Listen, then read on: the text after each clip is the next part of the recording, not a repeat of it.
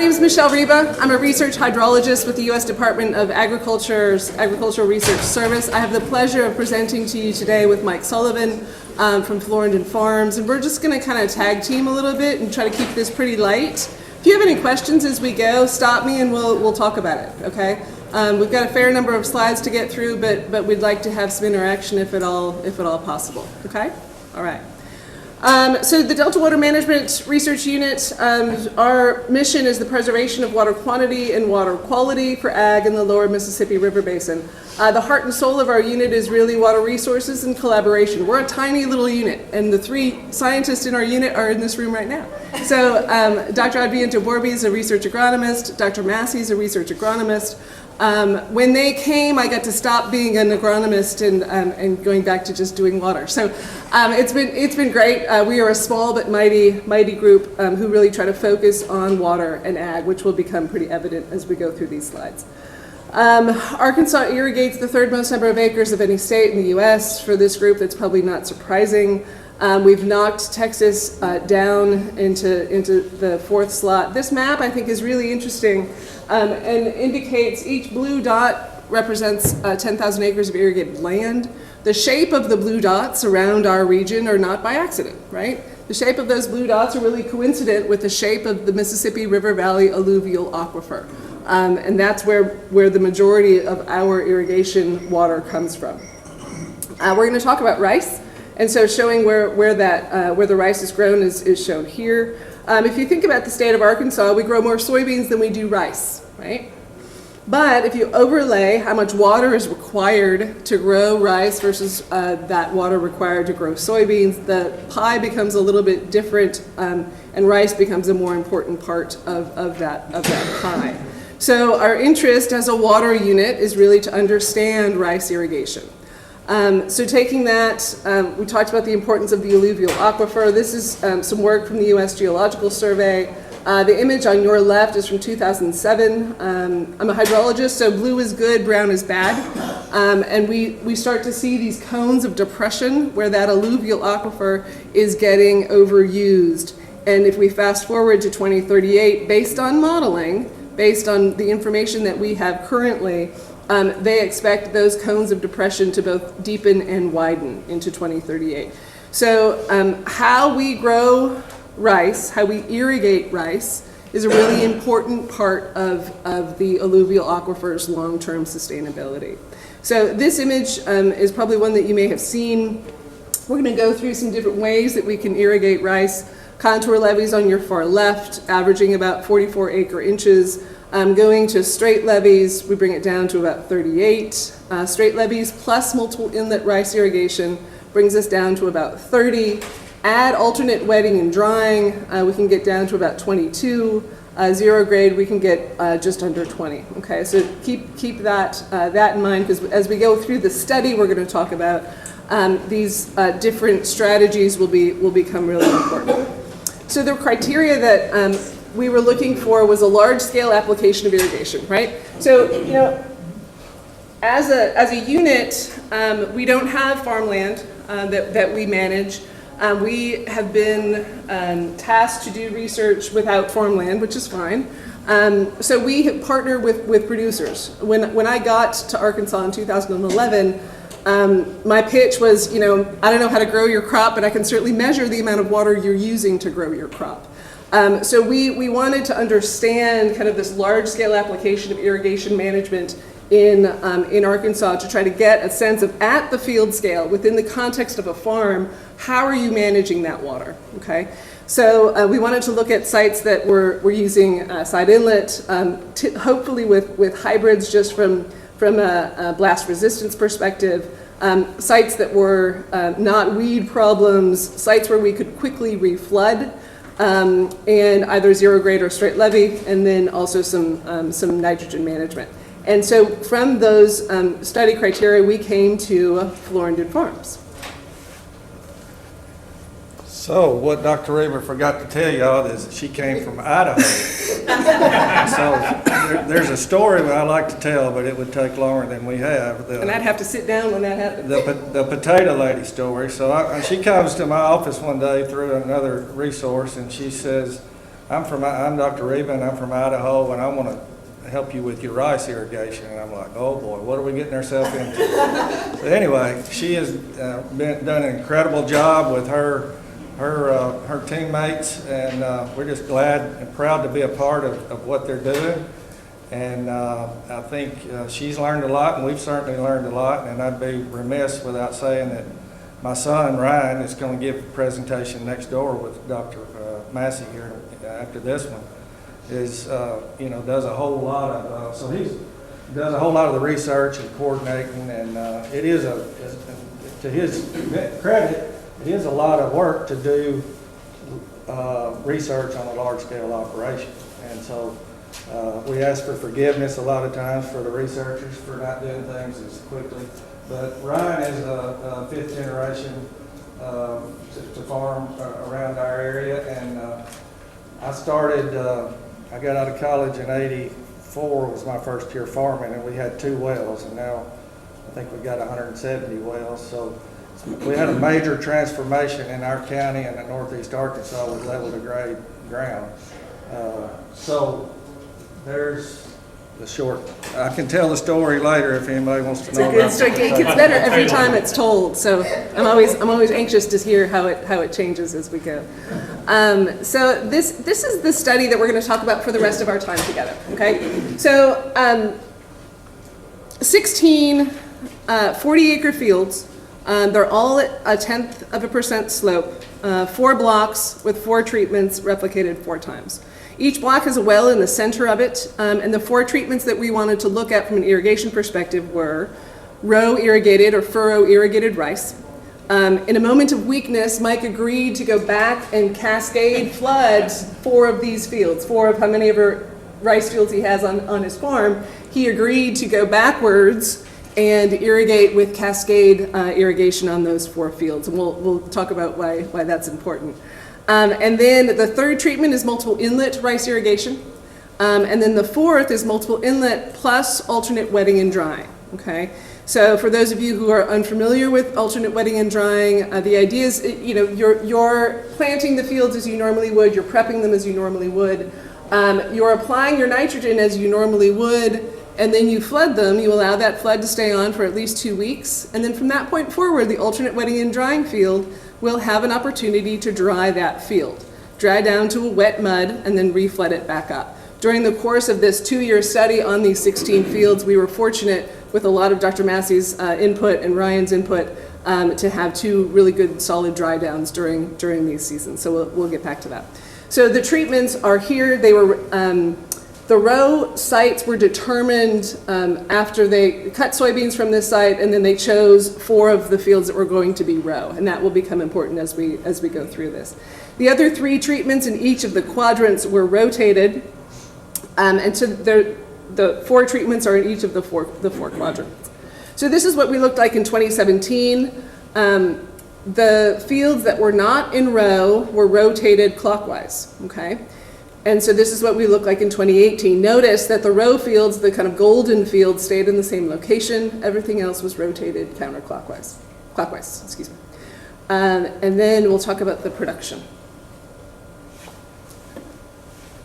Okay, so I think it was 2016 when Ryan said, Dad, we need to figure out another way to do this levy thing with the lack of labor and so forth and so on.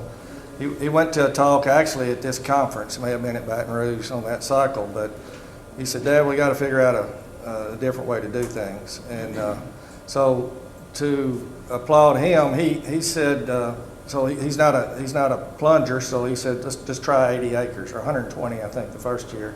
So we learned something, he learned something, then we went to 600 the next year, like 1,800 the next, and 4,000 some odd last year, over half of our rice acres. So anyway, in order to do that, we feel like we need to use a hybrid for the hybrid characteristics that it has, and blast resistance. And then, so basically you see pretty much what we did there without me going through each of them, but this past year we rotated this 600 acres, this section of ground, to soybeans, and we're going to go back into rice this year. So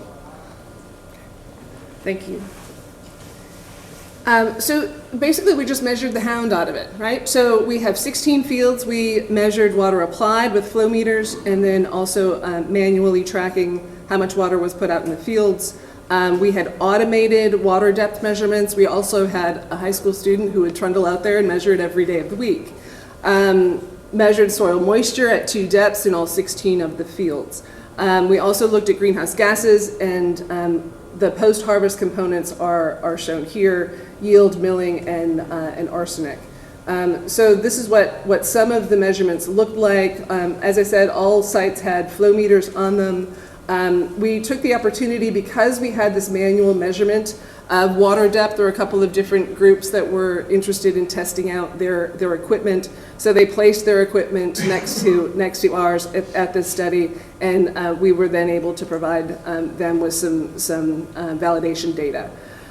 Soil moisture at 2 different depths. The more detailed measurements outside of those water depth and flow information are shown here.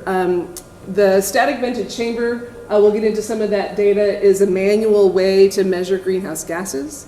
With static vented chambers, you put a chamber out. There's a base that stays out for the season. You put the chamber over top of it, cap it for an hour, pull samples during that hour, and then take it back to the lab and analyze it. The beauty of that methodology is that it's pretty much the standard, right? It's what's been used, and it's what a lot of our modeling is based on. We can get CO2, methane, and nitrous oxide from that methodology. The other way to measure greenhouse gases is using eddy covariance, which is this, Mike likes to call it my rocket ship. On the right, it's basically just a MET station on steroids, and we'll get into some of those details as we get into that data. But basically, it's a field integration of a measure of greenhouse gases. So with that, you can measure how much water is being lost to the atmosphere, CO2, and methane. What you don't get is nitrous oxide. If any of you have $150,000 that you want to give me, I'd be happy to measure nitrous oxide. So we haven't come into that just yet. The blue dots in this image are where we collected water quality samples.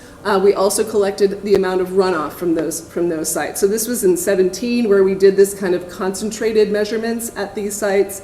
And then in 18, we moved to this other block in 2018 with the greenhouse gas measurements and doubled the amount of runoff data that we measured. So just looking briefly at the season and comparing it to the 30-year average, it was pretty standard year aside from precipitation, as we know. 17 and 18 have been pretty wet years, and at this site that was also very much the case. One of the things I want to get into, which will be a theme of some of the conclusions that we're able to make, is variability. This is an image of the soil map of the site. So you can see the background of the 16 fields, and you can see, depending on where that particular field falls, you may have more or less clay in that particular site. Do you want to talk about variability at all, Mike? So Mississippi County, Arkansas, we're right on the New Madrid Fault. And so when was it, way back then when they had the earthquake? You know, the way I understand it, it spewed up out of the ground, and everybody's like, what in the world's going on here? Well, the result of that is we've got a lot of heavy clay fields throughout our county that have sand blows as big as two of these rooms. So what really, this goes back 20 years when we grew a lot of wheat. On this particular farm, our county agent at the time, we started having sulfur deficiencies. We started having yellow spots in the field, and he flew over this particular farm with his plane and took a picture, and it looked like the whole farm had the measles. And all it took was to put a little ammonium sulfate out there and water it in, and boom, the next day or whatever, it's green. So there is a lot of variability, and so this is a very challenging. Her research, we talked about it last night, it'd be a lot easier, I think, maybe if it was a solid heavy clay field, but we put her on the toughest place to see how good she is. Yeah, and one of the things that allows us to kind of get a sense of is, we say we should be doing all of these conservation practices, right? And we say they're going to save you 20%. 20% seems to be the magic number. in water or in whatever it's going to save you, but we know that that's not true everywhere, right? So I think that this kind of variability gives us an opportunity to kind of understand what those limits might be, right? So I think that is one of the gems, or lemonade out of lemons, that we can take home from Michele, this. Yes, sir. Go back to that slide just for a second. On the Sharkey, I'm sorry, the steel loamy sand, will it hold water? Yes, there's a clay subsoil. There's a clay, okay, clay under it. Yeah, so. Because I know there's some areas in some of the counties in Mississippi where they won't hold water. Yeah. That sand blow goes somewhere. We don't know where it goes, but it won't hold water. Well, So you have to build a levee around it, Right. because if you flood the whole field, it all drains out through that sand blow. We have AWD by trial, I mean, it AWDs itself in a lot of situations. Right, I understand. You'll have one patty that won't hold water as good as the rest, that's correct. Well, and I think the steel loamy sand is this kind of royal blue color.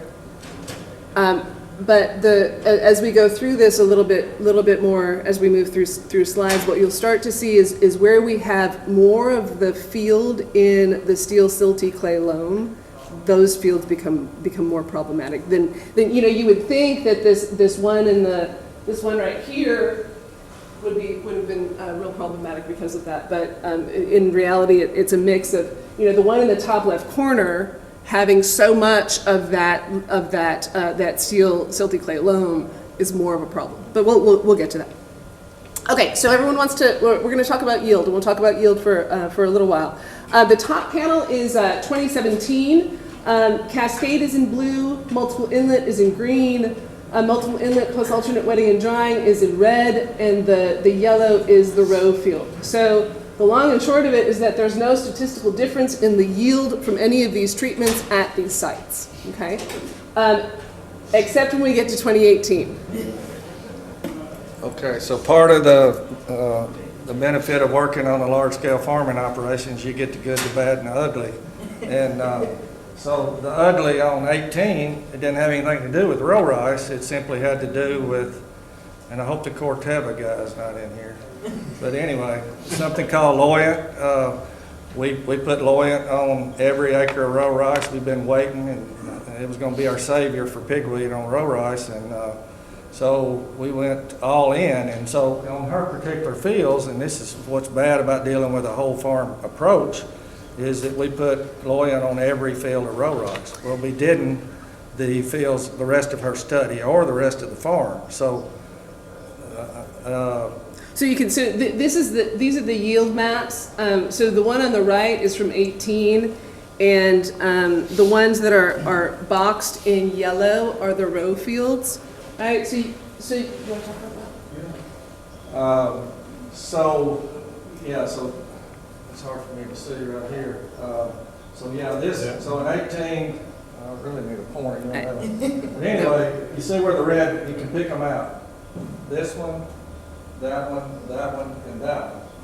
They're all row rice fields, and the top end of the field where we had loyant, putting it out with a plane, I think the guy put out a little less water than he's supposed to, and so it's more concentrated, blah, blah, blah, and every time we turned the poly pipe on, it re-wetted and reactivated that loyant. So it onion rolled it. I mean, it was bad. So we lost a year of research. It was consistently bad on that 18 deal. Yeah. So you can see that in the box plots here that the row on the median was about 180 versus the rest of the fields were probably about 215, give or take.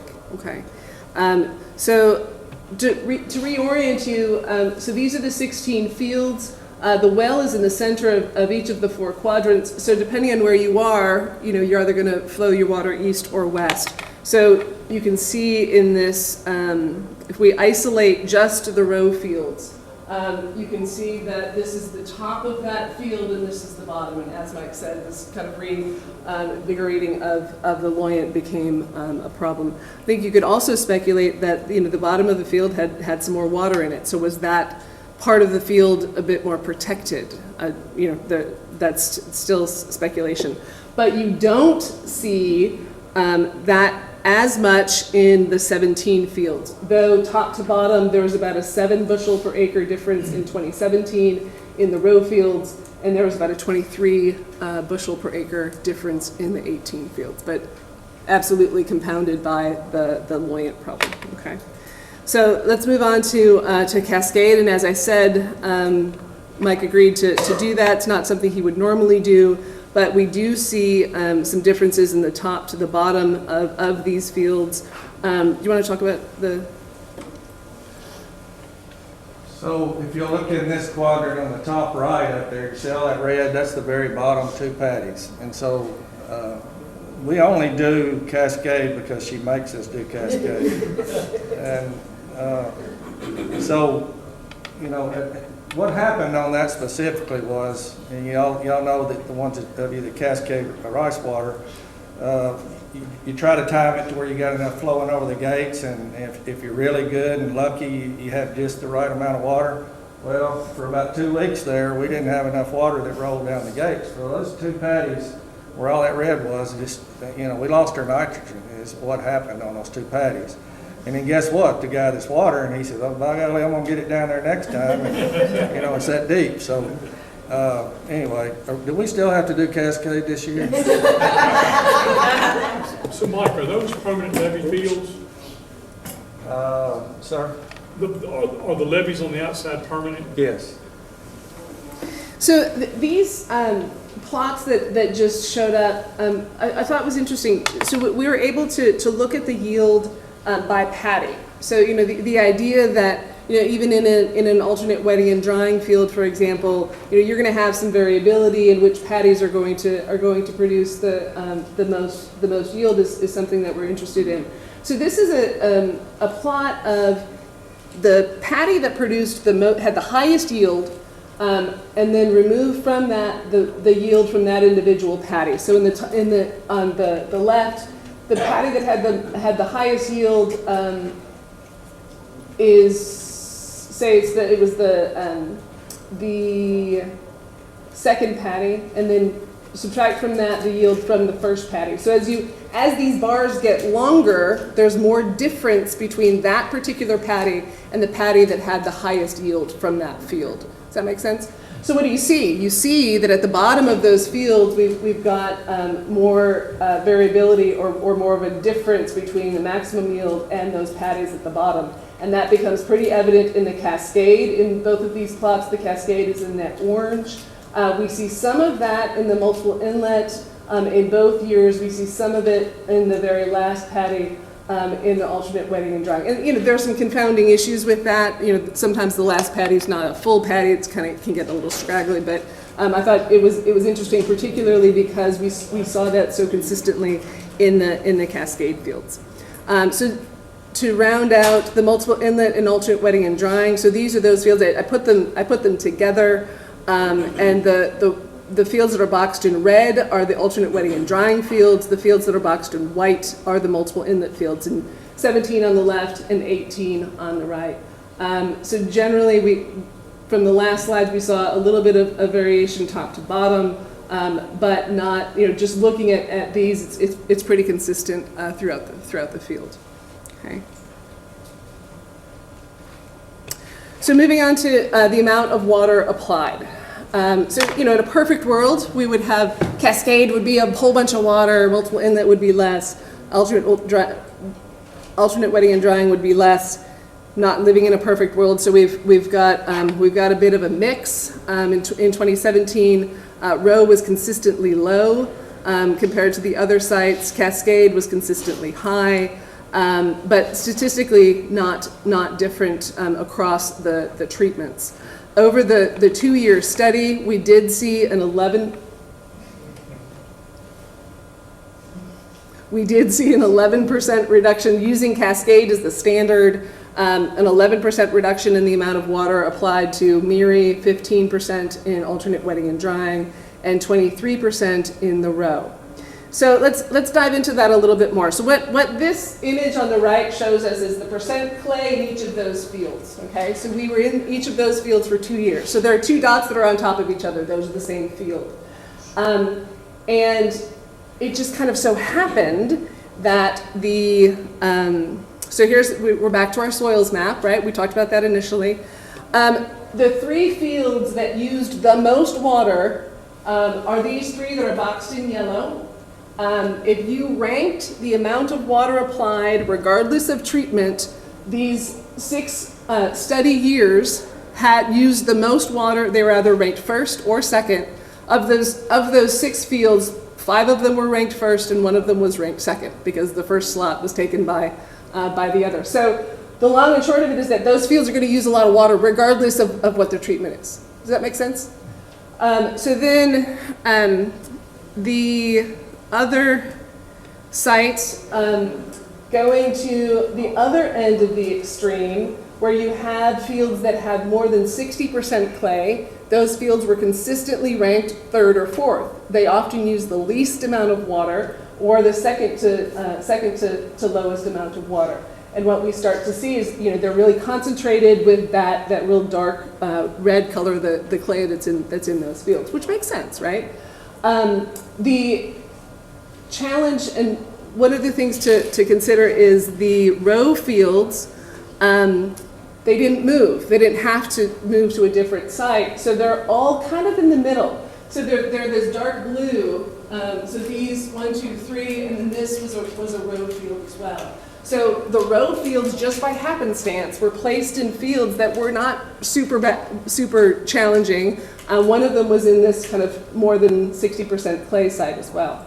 But one of the interesting things, because we have individual fields that had different treatments from year to year with the Cascade and the multiple inlet, we were able to conclude that if you went from Cascade to multiple inlet, we saw a reduction on average of about 6 acre inches per year of water applied. If you went from Cascade to AWD, we saw a reduction of about 5 acre inches. If you went from multiple inlet to AWD, we saw a reduction in the amount of water applied of about 6 acre inches. Okay, so like I said, we want to get a sense of how much we can expect from some of these practices, and I think that this study allows us to kind of tease some of that out. Looking at water use efficiencies, we see the multiple inlet, AWD, are all very similar. The Cascade kind of being a bit of a step down from there. In some of the individual fields, we had water use efficiencies as high as 10 and 11. Okay, so that's great. Moving into milling, we work with Dr. Stephen Morgan at the University of Arkansas, and he runs all of our milling samples. You can see here the milled rice yield in 2017 was a pretty respectable average of 72.7%, and a little lower in 2018. Head rice yields was 53 in 17 and about 50 in 2018. So again, across the board, a reduction. Do you want to talk about the milling in, if you notice this 37 kind of jumps out at us from the row in 2017. Yeah, in this particular instance, take the good, the bad, and the ugly, we should have watered the row rice up. We thought we were going to get a rain. We didn't, and so we rolled a poly pipe about 10 days later and got a stand later. So when we were there with all the machines cutting the levee rice, the row rice wasn't ready. So it took us two and a half weeks to get back to that, and we had 2 or 3 rain events in there, and we could have paid for another combine if we would, So that's the bad part of doing research on a big farm. If it was a research station, Dr. Slayton, y'all would have knocked it all out, everything would have happened. But that's why, they're in the real world environment. But anyway, this year we kept up with about half of our acres were row rice and half of it was levee rice. And we kept up with every field and had it Rice Tech, and also Dr. Arlene did all of her milling. And there was really no statistical difference between levee rice over basically 7,000 acres, about half of it row rice and half of it not. So don't believe that. Somebody says it doesn't meal as good. So moving on to the greenhouse gas measurements, as I started to describe early on. We've got a base in the field. There are multiple of these in the field. You can see this boardwalk, and we have folks go out, cap the chambers, pull samples, and then they're run in the lab for methane and nitrous oxide, which is what is shown here. So on the left, top left is the methane data. The blue is the multiple inlet field, and the red is the multiple inlet field. The kind of bluish green is the alternate wetting and drying field, and the bottom panel is the nitrous oxide. Not a whole lot going on in the nitrous oxide except for a little blip there in the early part of the season. So looking at that overall, so on the left we've got 2017 and 2018. The conventional field is the multiple inlet, and the AWD, we see a statistical difference in the amount of methane emissions coming off of those fields in 17. In 18 they were very similar according to this methodology. The nitrous oxide differences between the two were very similar. And then the global warming potential, putting those together, we see a statistically significant difference between the treatments in 17, but again, very similar in 18. So we'll talk about there. So, as I said, the chambers are what has historically been used to measure and quantify greenhouse gases from fields, which are great, particularly when you have small plots. When you have a large field, you're then able to use what's called eddy covariance, which is a micrometeorological tool that basically takes characteristics of the parcels of air that are moving over that field and measures them. This is the instrumentation. This in the middle is kind of the business end of things. This big one on the right with the cap on the top is a methane analyzer. So as air moves through that analyzer, the base of it sends a laser up to the top, and it measures how much methane is in that parcel of air. It's doing that 20 times a second. And then the claw-like device in the middle is a wind sensor. It gives you the vectors of the wind, the X, the Y, and the Z component. And then the little guy on the left is a CO2 and a water analyzer. So same idea, as parcels of air move through those instruments, they're taking frantic measurements, and over the course of a 30-minute period, we're able to then calculate a flux of CO2, methane, water. Okay, what we don't get is nitrous oxide. Okay, so that's definitely a flaw to our setup here at this site. So. Those are the business end of things. Everything's run on solar panels. Everything else, temperature, humidity at 2 different levels, wind speed. We've got cameras that take pictures throughout the day. We measure radiation, water depth, water temperature, soil heat flux, soil temperature. So this is what these data look like. So on the left is 2017, on the right is 2018. It's a little messy, but work with me. So the red is the multiple inlet field. The blue is the alternate wetting and drying field, and we only did this on 2 fields each of the years. Well, 3 and 18, but we'll get to that. So on the top panel, we're looking at flood height, so we can see the multiple inlet field had a pretty consistent water depth. We can see the alternate wetting and drying had 2 dry downs, one in mid-July and one in early August. Same thing over in 2018, we had 2 dry downs, late June and then mid-July. So we can see the dry downs are shown here. And over the course of the season, in 2017, those 2 fields compared to each other, we had a 48% reduction in the alternate wetting and drying field in terms of the methane generated from that field. In 2018, it was a slightly less amount of a reduction, but over the course of the season, it was about an 18% reduction in the methane generated. Like I said, we had 2 dry down events. The majority of the differences come from that first dry down event, and that's what's shown in this top right corner. You can see this. There are a couple of different points where the field really starts to reduce its methane consistently and has nothing to do with water. It has everything to do with air temperature. So you can see this reduction here. Both of the fields start to bottom out, and that's really related to a change in air temperature. So we were able to quantify that the alternate wetting and drying reduced the methane produced from those fields. So the details of the fields, we've talked about there weren't statistical differences in the amount of water applied. We do see differences in the methane.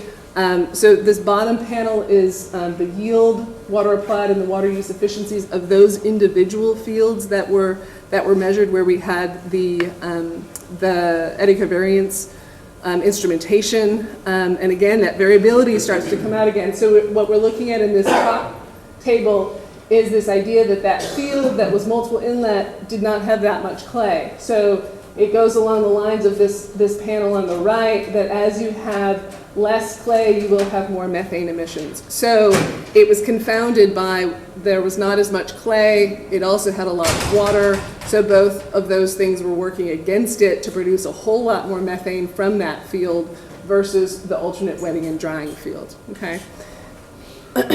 So this is the first year that we were able to, in 18 was the first year we were able to measure methane emissions from the row fields. And that's what we're showing here. Just so it's not as messy, I just have the multiple inlet trace of methane in red. And the row you can see is real consistently low, okay? And then the top panel again is water depth. And so depending on where you are measuring your water depth in the row field, it's got some variability. So I'm showing you the top of the row field and the bottom. And then putting those together here with the three different treatments. Row is consistently lower, multiple inlet with AWD has some variability, and then the multiple inlet is much higher. Over the course of the season, in 2018, we saw an 18% reduction, as we saw from multiple inlet to AWD, and almost a 30% reduction in methane in the row field. So the conclusions that we're able to get to from this study, yield wasn't different, okay, except for the row in 2018, which we talked about why that is. Water applied in comparison to Cascade, we saw reductions in multiple inlet, alternate wetting and drying, and row, and I've tried to build the case that the soils that those treatments were on really influenced the capacity of that practice on those particular fields. In terms of milling, the milled rice yield was really there were no differences amongst the treatments. The head rice yield was confounded by the late harvest in 2017. The methane was reduced in the different treatments, and particularly in row in 2018. We have some more analysis that we're waiting for some samples to come back. Arsenic is a big part of this story, we think. Dr. Adviento-Borby has some ammonia data that she's been working on, and some more details on some of the nitrous oxide data from those fields, and then also some water quality data that we've collected over the last couple of years. With that, obviously we wouldn't be able to do this without the collaboration of Florendon Farms. Mike is always very gracious and in helping us out. There are a lot of different folks that have worked with us on this particular study. Several folks at Arkansas State, the University of Arkansas, and then another ARS lab in New Hampshire. Dr. Anders has always been a real good supporter of our efforts here. But again, we couldn't do this without Mike and Ryan's support, so we appreciate that. With that, these are our contact information. If you have any questions, we'd be happy to take them.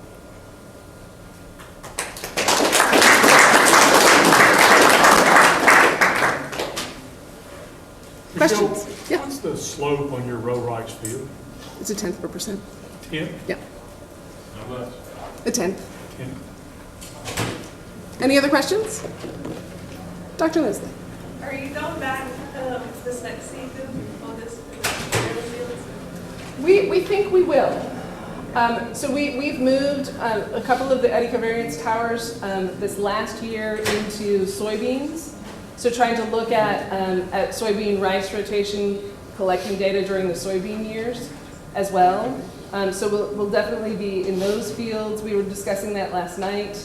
I think there's a lot that we can still pull from this site. I think more than anything, initially we used to have like 18 different fields across Mike's farm, and moving us to these 16 kind of concentrated fields was just kind of containing my mess. So we'll see if that's still what we need to do. Have y'all considered running the Barris rig on that field to get them more like fine-tuned? We have. We have a dual EN Okay. that we've run on there. And interestingly, like, I would have thought that the dual EN would have shown us totally different, not totally different, but you know, somewhat give us a little more insight. And it's pretty close to the soils now. Really? Yeah. Yeah, so we've been holding on to be like, okay, no, we gotta figure it out, but it's real consistent. Yeah. Michele, or Mike, on the row irrigated, how were y'all doing water on the bottom of the field? Were you holding it and backing it up? Yeah, basically, you know, that first shot of water, we just let it go on through, and it didn't take long for the rice to jump. And then, what would you say, Tyler, maybe half the field? Yeah, ends up those with fields, flood? we backed it up about halfway. But, I mean, you're just backing it up as the rice grows. So what's interesting about that, if you notice that the differences from the chamber measurements were not that different in 18, but we don't have the row data yet though. Yeah, that's true. Because one of the things is that because the methane was so consistently low, that instrument looks at you know a variable field footprint of the field, and it changes. And so, you know, depending on how much water is in that field, but it consistently showed us that the methane values were pretty low. So even though about half of the field was still flooded, enough of it was dry and not producing as much methane that over the course of field integrated measure of the methane stayed consistently low, which is interesting. Yeah. How did you decide when to water the row rice? Did you have sensors or just? All the above. I mean, that's a real challenge on the practical side. I mean, we, the researchers, you know, we got to have something abstract, something you can put your hands on, whether it's a little irrigation scheduler. I don't know. It's got to be something simple. We've had panty tubes, we've had the sensors and all the sophistication, but seriously, on a large scale farm, nobody can have a sensor in every field. Nobody can have a bunch of panty tubes in every field. We need something, I use the term dumbed down, to where, you know, we don't just scratch our head one day and say, well, what do we do, Tyler? Do we turn it on or do we not? I mean, it's, so that's really the challenge. So no pressure or anything. How about just walking down 200 feet and walking across the field? That's what I do. Well, and that's largely what Dr. Massey worked with Mike's water guy, and they would come to a decision, yes, no, and that's how they would do it. But the old irrigation schedule, I can't help but think, you know, something, I think Delta, Missouri's got something. They do. along those lines. They do. Mm-hmm. But I think all y'all researchers that are in here, need that ASAP, because that's problem. In the back?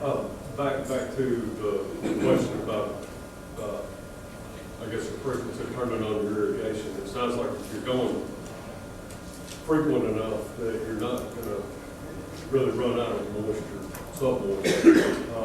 Is it, to dumb it down, is it the frequency of your irrigation when you're turning it on and off? Is it more of a how dry the crust of your soil? If you want to keep it wet before it crusts over, or keep it muddy, just however often that leads you to it? It does not take, somebody was in one of the presentations this morning, and it's so critical on row rice, you absolutely got to have water traveling down the middle. I mean, you know how long it takes the rice to turn black if you're not getting water to it. And so absolutely, Ray, that was in your talk this morning. And but the reason we back water all the way up, and I think where the water savings comes in, is think about it, we're just watering the top third or top half of the field. And, you know, we're just pushing that waterfront down after so long. So we're just collecting that water. and you don't have to turn it on near as long. So sometimes it's just 4 or 5 hours a day, just further in the season you get. So there's a lot of judgment there. We don't, none of my guys are in here, but we don't have a lot of judgment in some of the, maybe you probably got a lot of folks with judgment, but anyway, that's a challenge.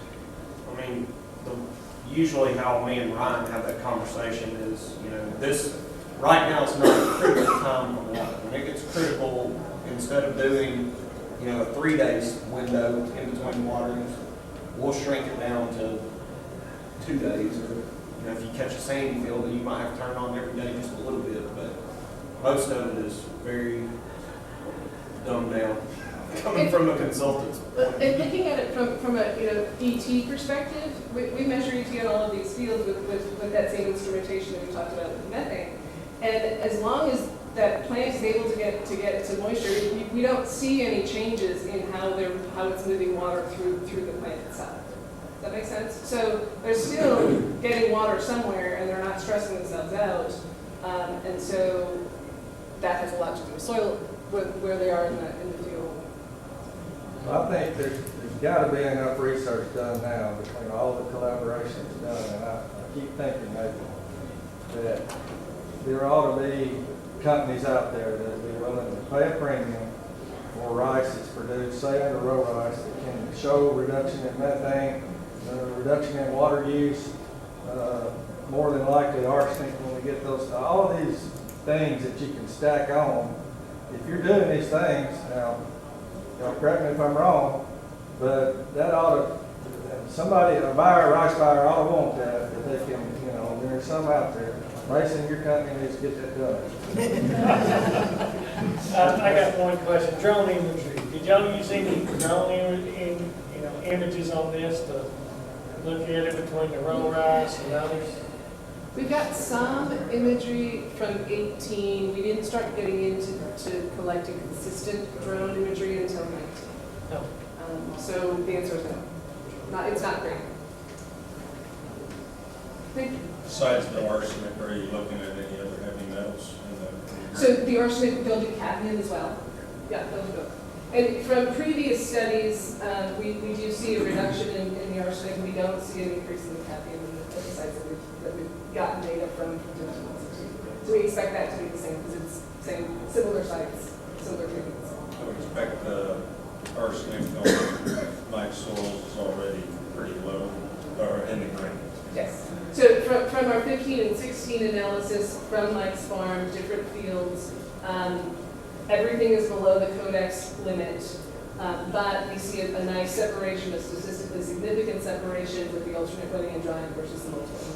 And those drying events were not particularly severe. Okay. Great, thank you all. I'm sorry. How different measurements from the chamber versus measurements related to weddings? Thank you.